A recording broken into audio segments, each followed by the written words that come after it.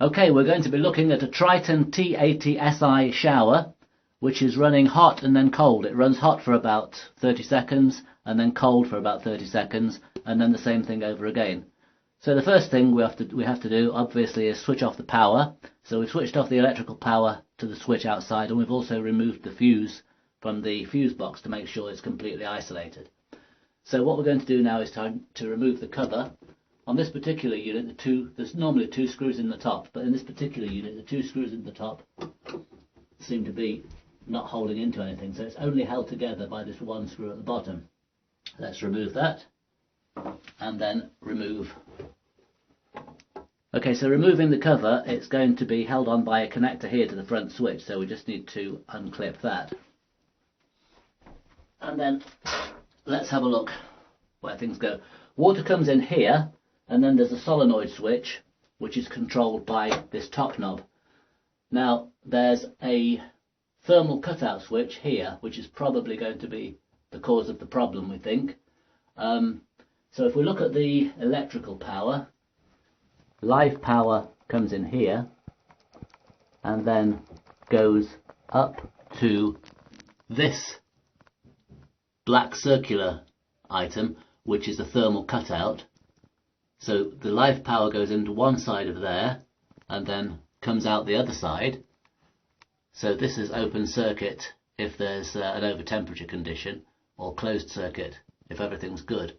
So live power then comes out and goes to two sides of a switch here, and the opposite sides then come out and drive the two elements.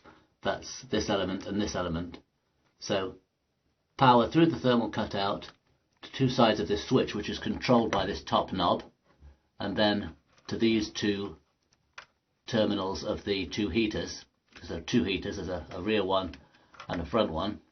And then the neutral connection, well, it seems like the back one is taken direct from the neutral supply, but the front one, the neutral connection to that, goes via this little module here. Now that's interesting that appears to be loose, so that could be the problem.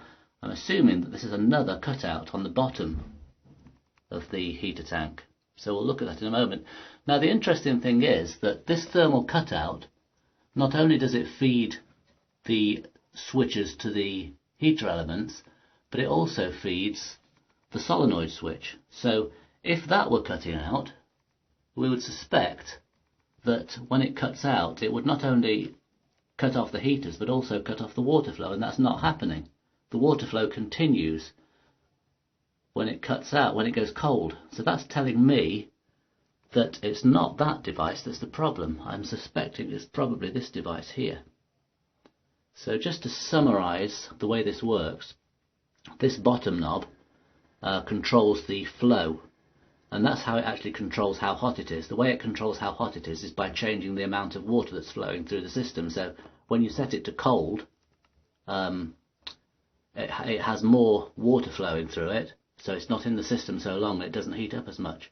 When you set it to hot, it's not actually increasing the heating power to it, it's just making the water flow through at a slower rate, so it heats up more. This top knob controls whether one or both of the heater elements are operational. So let's go ahead and get a tester and see if we've got an intermittent connection on this, which I'm suspecting, because if we look at this terminal here, that's quite firm, but this one seems to be completely loose. Okay, that's the theory. Let's see how we get on. Now here's another interesting thing, is that this is a bit naughty. Look, this wire that comes out from here that goes to this neon indicator, which has also failed in this unit, is blue, but that should be brown because that's a live wire. The neutral side of it is going down here,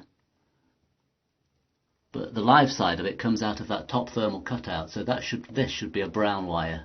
Don't know why they put a blue wire in there. But just measuring continuity with the meter, we've found that there's intermittent continuity between these two terminals. If you jiggle this about, it makes and breaks continuity. So we're thinking that this is the problem. We're going to change this. Okay, so looking at this, we can see just how bad this is. Look, it's just broken apart inside, so it's no wonder whatever this is completely deteriorated. Okay. So we've taken this bottom piece off and we've removed this defective switch, and look, it's just dropped apart altogether now. We're going to get the part number off that and see if we can change it, but what we're going to do temporarily is, because power or neutral power normally comes down there through this switch that's failed and back up to the top, what I'm going to do temporarily is just take that off and take this one up to there, so it's effectively bypassing the switch, and we'll see if it works. So here's what we've done for a short-term fix. I don't recommend you do this long-term, but it'll just get the shower working for tonight until we can get the spare parts. So this wire, this neutral wire that goes to the front terminal, I've taken from here and connected it directly up to there, thus bypassing the switch. The wire that did go from the output terminal of this thermal cutout up there, I've removed that altogether, and we'll put it all back afterwards when we get a replacement for this part. Obviously we need this part in place to use the shower, because otherwise the water's going to come out here. Now interestingly, this cutout only controls one of these two elements, so I don't know why it's going completely cold. You would think one element would still be working. Also the that neon indicator's failed in here, so we'll probably try and replace that tomorrow. Okay, and this is this wire is actually very brittle at the top, so I'll probably try and replace this wire. Okay, we'll see how we go. So in conclusion then, that did work. That was the fault, and it's actually not possible, or we've not found out, where we can get a replacement for just this part. You can buy this whole outlet assembly, which is like a good proportion of the cost of the entire shower, so we're just going to leave it like this for now. So that neutral wire, in summary, which did come down to here and then go back from there up to the top, now goes straight from this neutral supply to there, so we've bypassed that altogether. We've also removed this neon indicator because it wasn't working, and a replacement of that from Triton is about £12. It's actually a neon indicator which probably costs about 20 pence if you get it from an electrical parts store, so we're going to leave that out for now as well. So that's how we've left it.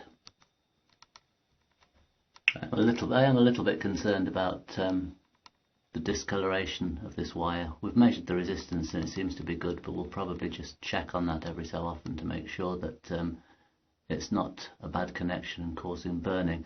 I'm wondering why this originally failed and caused that thermal cutout to break down. I'm just assuming the only thing it could possibly have been was that this was a bad connection electrically, and it got very hot with the current that was going through it and just overheated the device. So hopefully that won't happen again, but we'll keep an eye on it.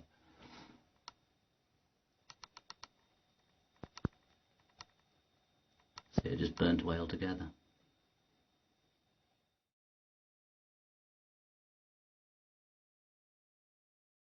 Remove